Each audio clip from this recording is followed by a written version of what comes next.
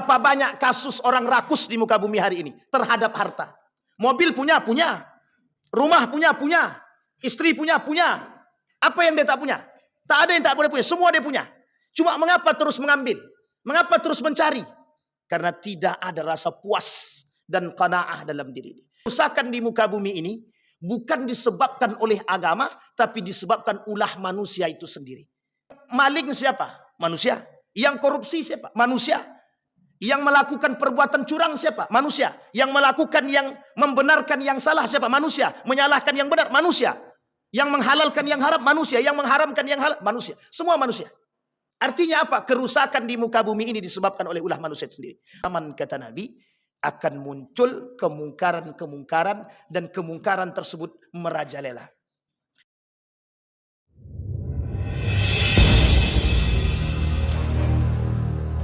Bismillahirrahmanirrahim. Assalamualaikum warahmatullahi wabarakatuh.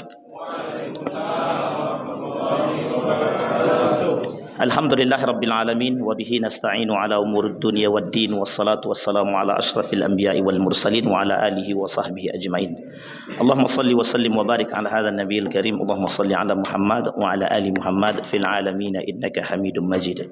Ya ayuhan nasu taqu rabbakumul ladzi khalaqakum min nafsin wahidah wa khalaqa minha zawjaha wa batha minhuma rijalan katsiran wa nisaa'a wattaqullaha alladzi tasaaluna bihi wal arham innallaha kana 'alaikum raqiba. Puji syukur kehadirat Allah dengan mengucapkan alhamdulillahirabbil alamin, berselawat kepada Nabi dengan mengucapkan Allahumma salli ala Muhammad wa ala ali Muhammad fil alamin innaka Hamidum Majid. Bapak Ibu sekalian yang berbahagia, di zuhur ini saya ingin mengangkat satu judul. Judulnya sederhana saja, judulnya rakus. Judulnya rakus. Tahu Bapak Ibu artinya rakus? Baik. Tapi ini harus bersepakat dulu, jangan ada tersinggung. Karena kalau tersinggung nanti lain sakit hati ya, Wak. Maka banyak dosa kita. Saya minta maaf ini Bapak Ibu terlambat karena ada jenazah yang harus kita urus terlebih dahulu.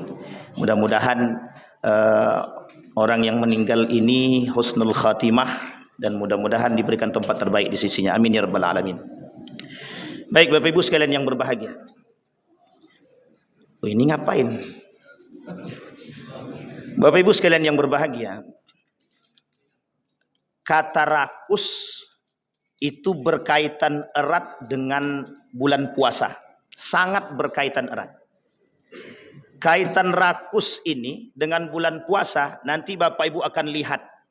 Jadi puasa itu di akhir zaman itu puasa itu bukan iman. Puasa itu rakus. Jadi nanti ketika hendak berbuka puasa itu nampak tuh manusia-manusia yang rakus tuh nampak. Mana yang betul-betul rakus tuh kelihatan. Jadi rakus di sini kata Imam Al-Ghazali, rakus itu adalah salah satu penyebab daripada rusaknya dunia dan rusaknya iman. Kita ambil contoh. Orang yang rakus dengan makanan itu kira-kira apa yang akan dia lakukan? Semua makan dia beli. Tapi kalau sudah makanan semuanya dibeli, yang dimakan berapa? Minum air putih, makan kurma, tak akan kemakan yang lain. Ujung-ujungnya mubazir, tabzir. Ini hanya rakus dalam persoalan kecil dan sederhana dalam urusan puasa. Tapi ada urusan rakus yang lebih besar lagi. Dan itu rakus hari ini global. Namanya rakus global. Rakus dalam bahasa Arab ada dua. Satu artinya tomak. Tahu tomak Bapak Ibu? Tomak itu tamak, sudah di bahasa Indonesia kan? Tamak. Tamak itu cuma dua karakternya. Satu pelit, yang satunya lagi berlebihan, israf dengan segala sesuatu. Itu yang kedua. Kata lain daripada tamak atau rakus dalam bahasa Arab yang lain, yang kedua namanya hirsun. Apa namanya hirsun? Hirsun itu artinya rakus. Tapi lebih berbahaya daripada tamak itu sendiri. Orang yang hirsun ini itu saking rakusnya itu akan menghalalkan yang haram. Akan menghalalkan yang haram. Akan membenarkan yang salah meskipun itu salah. Akan dia benarkan. Sehingga di akhir zaman itu tidak ada kebenaran. Yang ada pembenaran. Yang ada apa Bapak Ibu? Sampai di sini bisa dipahami. Kebenaran itu sulit kita temukan. yang ada pembenaran. Sehingga kalimat pembenaran ini itu merusak. Kata Ustadz Samsudin Arif itu dalam kitabnya itu. Kata beliau dalam bukunya, persoalan pembenaran ini persoalan yang paling subhat di akhir zaman. Karena tidak tahu nih mana yang benar, mana yang salah. Yang ada pembenaran. Kalau pembenaran itu kira-kira yang salah bisa tidak dibenarkan? Kalau pembenaran yang salah bisa dibenarkan. Yang benar belum tentu benar. Kenapa? Karena sifatnya pembenaran. Kalau sudah pembenaran kaitannya dengan kepentingan. Maka kata para ulama, al-hirsu asyaddu minat tama. Hirsun itu, rakusnya dengan kalimat hirsun ini lebih parah daripada tama itu sendiri. Ada orang tamak. Punya makanan tak mau dia kasih, itu tamak namanya. Tapi bukan hanya itu. Saking tamaknya makanan itu dikumpulkan. Nah, ini ada yang punya kerjaan begitu.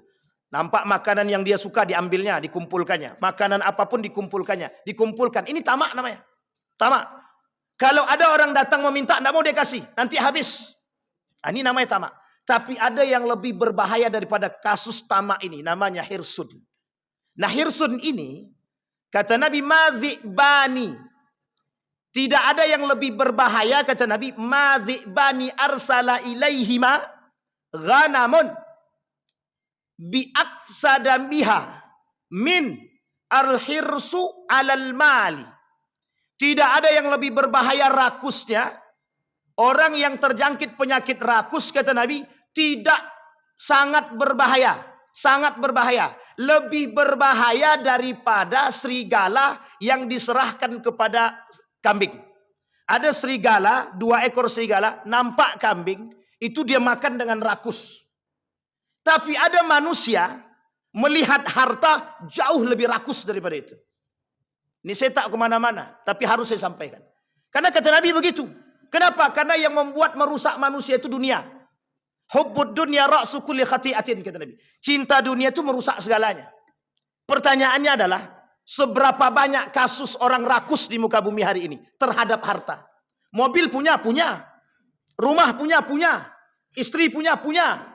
Apa yang dia tak punya? Tak ada yang tak boleh punya. Semua dia punya. Cuma mengapa terus mengambil? Mengapa terus mencari? Karena tidak ada rasa puas dan qanaah dalam diri. Dan ini merusak. Apa yang dia rusak? Iman dia. Apa yang dia rusak? Segala hal yang dia rusak. Orang seperti ini, itu akan merusak dunia. Maka kata Allah dalam Al-Quran, kerusakan di muka bumi ini bukan disebabkan oleh agama, tapi disebabkan ulah manusia itu sendiri. Kenapa demikian, Ustaz? Iya, memang begitu. Yang maling siapa? Manusia. Yang korupsi siapa? Manusia. Yang melakukan perbuatan curang siapa? Manusia. Yang melakukan yang membenarkan yang salah siapa? Manusia. Menyalahkan yang benar? Manusia. Yang menghalalkan yang haram? Manusia. Yang mengharamkan yang halal? Manusia. Semua manusia. Artinya apa? Kerusakan di muka bumi ini disebabkan oleh ulah manusia sendiri. Pertanyaannya, mengapa manusia melakukan kerusakan itu? Ini kembali kepada poin kita. Karena manusia hari ini memandang kesalahan itu sebagai satu hal yang biasa. Aku tidak sholat, tidak apa-apa, yang penting kan aku puasa. Sekarang saya tanya Bapak Ibu, penting mana? Puasa atau sholat? Penting mana? Puasa atau sholat? Nah, sekarang kita buat pertanyaan baru. Lebih baik sholat tapi tidak puasa, atau puasa tapi tidak sholat? Lebih baik mana? Lebih baik mana? Sekarang saya balik lagi. Lebih baik mana? Hidup sederhana tidak korupsi daripada hidup kaya tapi korupsi. Hidup mana? Berat Pak pilihannya kan? Berat. Ini kasus Pak. Kasus. Indonesia ini sedang darurat begitu. Indonesia sedang darurat. Kalau orang manusia yang mengaku beriman tak sadar dengan kondisi seperti ini, jangan ngaku beriman. Kalau ada orang beriman, ngaku dia beriman, sholat 5 waktu, puasa dia, zakat dia, tapi masih korupsi, bukan orang beriman. Karena kunci orang beriman itu di sholatnya Pak. Kunci orang beriman itu di sholatnya. Nah kalau dia tidak sholat bagaimana? Sekarang saya tanya, mending mana? Mending puasa tapi tak sholat, atau mending sholat tapi tidak puasa? Mesti pilihannya yang ketiga, mending sholat dan kalau orang tak sholat, Bapak Ibu sekalian yang berbahagia, Bapak Ibu rajin zakat, rajin puasa, rajin sedekah. Tidak ada gunanya di hadapan Allah. Itu semua tidak ada kalau tak sholat. Tidak ada gunanya. Karena penyakit kita hari ini, kata Syamsuddin Arif itu, penyakit umat manusia hari ini, itu penyakit mendingan. Tidak apa-apalah aku tidak sholat. Yang penting aku kan udah puasa. Mending aku bisa puasa. Ini kalimat mendingan. Kalimat mendingan ini kalimat penyakit yang merusak. Sehingga ini terbebani pada diri kita hari ini, Bapak Ibu. Apa yang terjadi dengan kita hari ini? Ini penyebab. Jauhnya manusia daripada iman, merusak segalanya. Maka kuncinya apa? Kembali kepada iman. Kembali kepada iman. Kenapa banyak terjadi LG? Kenapa banyak terjadi orang-orang minum khamar? Mohon maaf tuh, minum-minuman khamar itu banyak hari ini tak mau lagi tertutup. Jualannya terbuka saja. Mereka jualan bir bintang, terbuka. Kenapa? Karena orang kita diam semua. Sebanyak ini orang yang tahu akan keharaman minuman keras, tidak ada tuh yang menegur satupun. Kenapa kita tak berani menegur? Takut. Nanti kalau kita tegur, masalah. Semua orang beriman diam, kemungkaran merajalela. Itu kenapa perzinahan merajalela begitu. Kenapa? Karena kita diam dengan perzinahan itu. Kita diam dengan kemungkaran. Kita diam dengan perzinahan. Kita diam dengan orang minum khamar. Orang minum khamar terang-terangan. Hari ini kita begitu. Makanya Bapak Ibu sekalian yang berbahagia, mengapa pentingnya pembentukan karakter. Nah, bulan suci Ramadan itu tujuannya membentuk karakter. Kalau cuma sekedar menahan haus dan lapar, itu semua orang bisa, Pak. Tapi yang terpenting itu bukan haus dan lapar. Bagaimana menahan tangan ini untuk tidak mengambil haknya. Ini bukan hakku, kalau aku ambil bahaya.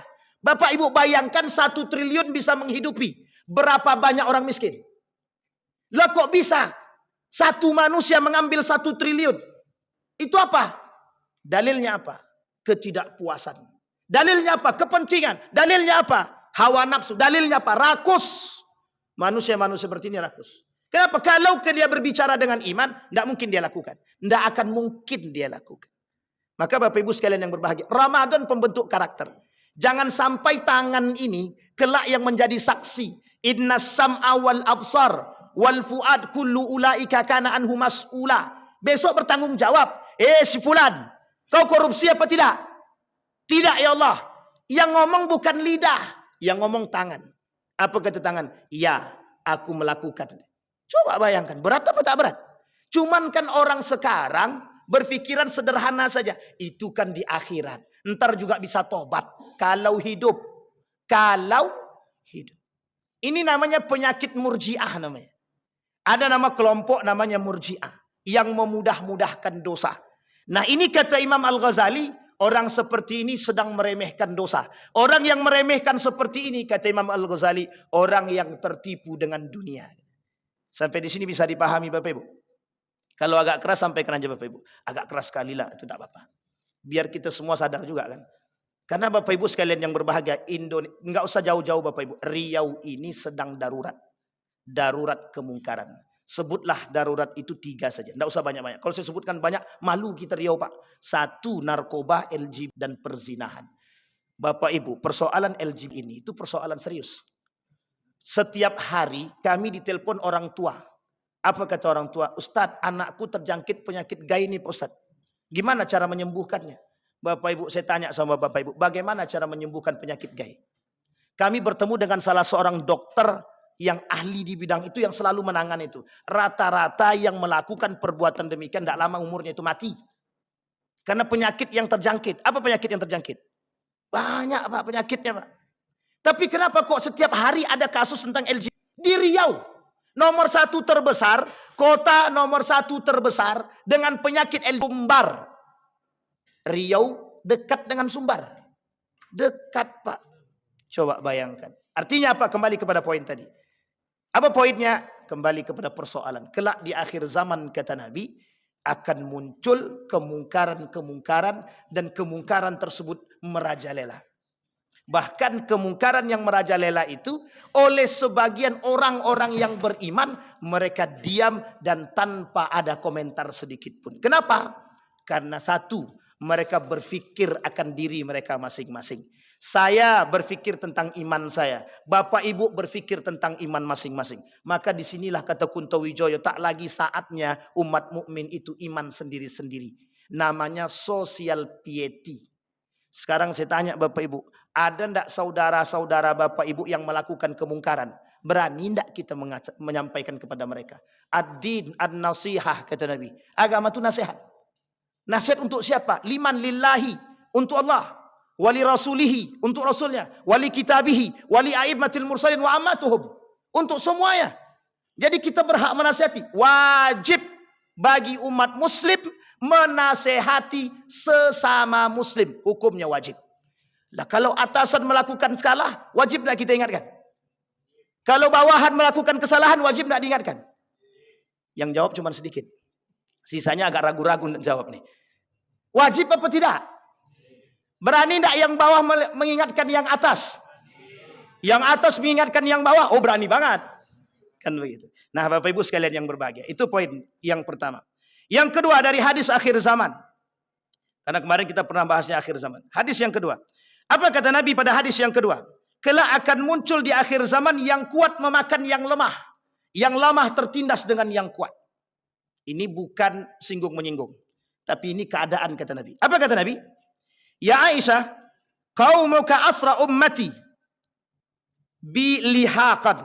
Qalat falamma jalasa qultu ya Rasulullah, ja'alani Allah fuadaka laqad dakhalta wa anta taqulu kalaman ma dzakaraka. Wa ma huwa taz'umu anna qaumi asra ummatak bika lihaqan.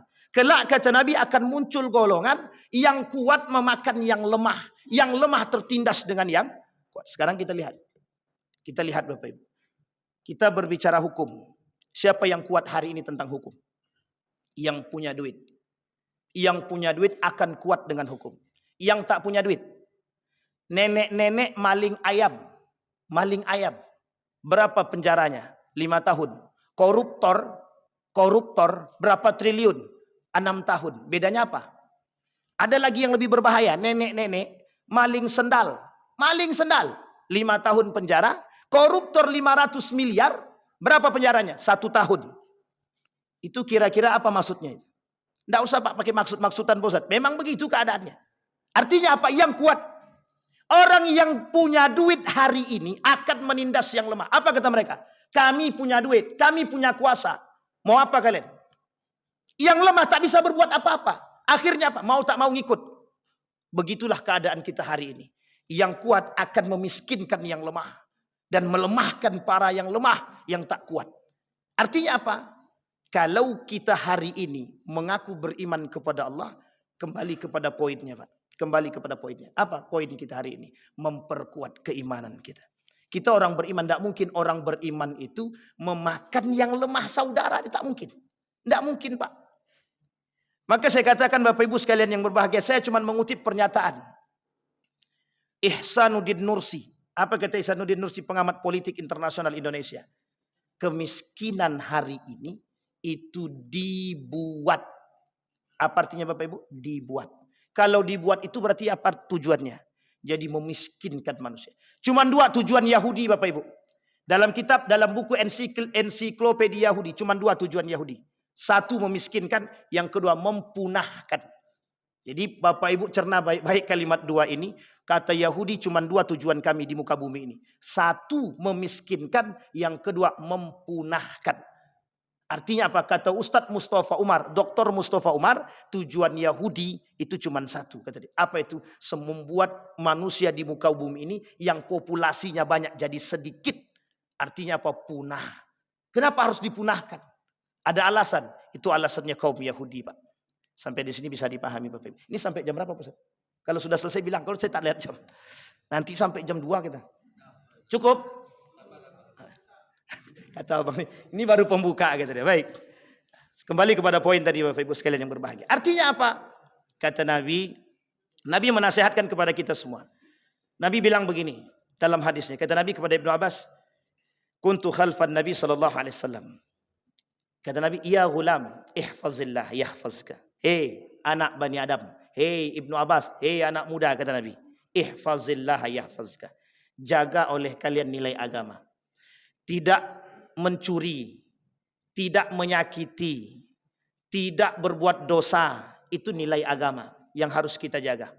Bapak Ibu sekalian yang berbahagia, orang berpuasa ini Bapak Ibu, orang berpuasa itu dalam kitab Takriratus Sadida karangan Habib Hasan Al-Qaf itu ada 12 poin yang merusak amal ibadah dia. Dia puasa tapi tak ada guna sama sekali. Rubba sha'imin laisa lahu min similal ju' wal atas. Dia cuma puasa lapar saja. Dia tidak ada gunanya. Satu di antaranya itu zalim, Pak. Satu yang zalim. Satu di antaranya adalah zalim. Zalim ini itu kalau diartikan panjang. Makanya orang sebelum masuk Ramadan bermaaf-maafan, tahu tujuannya. Yang masih punya sakit hati dan masih menyakiti orang itu tidak ada gunanya puasanya sama sekali tidak ada gunanya. Jadi cuma dapat capeknya saja. Dalam kitab itu cuma 2 Pak pembahasannya, mubtil, muhbitat. Mubtil yang membatalkan puasa makan minum. Sementara yang membatalkan ibadah puasa pahalanya 12. Lebih banyak daripada mubtilat yang membatalkan. Nah, kata Nabi, bulan suci Ramadan pembentuk karakter. Makanya disebut dengan oleh Hasan Al-Banna, kata Hasan Al-Banna, bulan Ramadan sahrut tarbiyah, bulan pembentuk karakter. Lah kalau setelah bulan Ramadan masih kembali kepada asarnya, masih kembali kepada kebiasaannya, masih kembali kepada habitatnya, berarti tidak ada gunanya puasanya. Apa habitatnya? Menyakiti orang, menzalimi orang, perbuatan-perbuatan yang tidak disukai oleh Allah. Bapak Ibu sekalian yang berbahagia, ini poin. Kata Nabi, ihfazillah yahfazka. Dan itu bagian daripada nilai agama. Tapi kan tidak mungkin kita jaga Allah. Betul, kita tidak jaga Allah. Kita yang kita jaga itu nilai agama. Nilai agama. Anda sholat, ada nilainya dari sholat itu. Inna salata tanha 'anil fahsya'i wal munkar. Orang sholat mencegah perbuatan keji dan mungkar. Pertanyaannya, aku pelaku kemungkaran. Loh kalau sholat, harusnya sholatnya bisa mencegah perbuatan itu. Kata Abdurrahman Siddiq Al-Banjari, kalaulah dia sholat tapi tidak mampu merubah perbuatan kemungkaran yang dia lakukan, berarti sholatnya nggak ada gunanya. Sholatnya nggak benar. Maka Bapak Ibu jangan mengaku beriman kalau sholat kita tidak benar. Jangan mengaku beriman kalau kita puasa tapi kita tidak sholat. Karena pembahasan sholat ini oleh ulama panjang sekali. Bahkan Allah sebutkan dalam Al-Quran, orang yang sengaja meninggalkan sholat, nerakanya jahanam. Kalau cuma lalai, kata Ibnu Katsir, meninggalkan sholat, nerakanya neraka sakor. Itu lalai itu. Orang lalai meninggalkan sholat, lalai dengan sholat, nerakanya sakor. Ibnu Katsir. Sengaja meninggalkan sholat, nerakanya jahanam. Kenapa kok jahanam?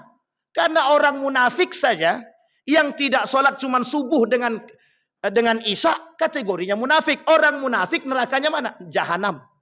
Innal munafiqina wal kafirina innallaha jami'al munafiqina wal kafirina fi jahannam jami'an. Sampai di sini bisa dipahami Bapak Ibu? Cukup aman atau tak aman? Aman ya Bapak Ibu ya. Artinya Bapak Ibu kata Nabi, kembali kepada jaga nilai agama, niscaya Allah akan menjagamu. Ada kalimat selanjutnya Bapak Ibu, jaga oleh kalian nilai agama. Ihfazillaha, ini kalimat yang harus kita lingkari terakhir sebelum kita tutup. Ihfazillaha tajid tujahak. Jagalah olehmu nilai agama, apapun yang kalian minta aku kasih. 968 triliun. Kalau meminta kepada Allah pasti Allah kasih. Cuman mintanya tidak kepada Allah, minta kepada manusia. Mintanya kepada manusia. Kalau kita minta kepada manusia, kata Buya Hamka, syirik modern. Nah, ini kalau udah syirik modern ini babnya panjang. Nah, sampai di sini paham Bapak Ibu ya. Sekali saja kita terlintas dalam otak kita bahwa kita bisa meminta kepada manusia, berarti kita sudah menduakan Tuhan. Kalau kita sudah menduakan Tuhan, berarti tandanya kita sudah melakukan kesyirikan. Saya kira itu saja Bapak Ibu. Ada pertanyaan? Mesti tidak ada. Ada pertanyaan Bapak Ibu? Aman? Yakin? Baik Bapak Ibu sekalian yang berbahagia. Sebelum kita tutup, mari sama-sama kita berdoa kepada Allah. Mudah-mudahan apa yang kita sampaikan di zuhur hari ini bisa bermanfaat bagi kita, bisa semakin memperkuat iman kita, bisa semakin membuat kita atau menjadikan kita orang-orang yang betul-betul beriman di bulan suci Ramadan. Mudah-mudahan kelak Ramadan kita menjadi Ramadan penuh berkah dan husnul khatimah, dan tak kembali kepada kesesatan dan kemungkaran. A'udzubillahi minasyaitonirrajim. Bismillahirrahmanirrahim. Alhamdulillahirabbil alamin, hamdan syakirin, hamdan naimin, hamdan yuwafi ni'amahu wa yukafi'u mazidah. Ya Rabbana lakal hamdu kama yanbaghi li jalali wajhikal karim wa 'azim sultanik. Allahumma salli ala Muhammad wa ala ali Muhammad fil alamin innaka Hamidum Majid. Ya Hayyun ya Qayyum ya Fattah ya Alim ya Aziz ya Ghaffar ya Rabbal alamin. Allahumma faqihna fid din wa 'allimna ta'wil. Allahumma ij'al tajammu'ana tajammu'an marhumah waj'al tafarruqana min ba'dihi tafarruqan ma'sumah. Allahumma ighfir lana dhunubana wa kaffir 'anna sayyi'atina wa tawaffana ma'al abrar. Allahumma akhtibna bi husnil khatimah wa la takhtibna illa bi husnil khatimah. Allahumma a'idna ala dzikrika wa syukrika wa husna ibadatik. Allahumma ansur man nasara ad-din wa akhdhul man khadhala al-muslimin. Allahumma ansur ikhwanana al-mujahidin fi Palestin wa fi Gaza wa fi kulli makan. Allahumma dammir al-yahud. Allahumma ahlikil kafarata wal mubtadi'ata wal musyrikina a'da'aka a'da'ad din. Rabbana atina fid dunya hasanah wa fil akhirati hasanah wa qina azaban nar. Walhamdulillahi rabbil alamin. Assalamualaikum warahmatullahi wabarakatuh.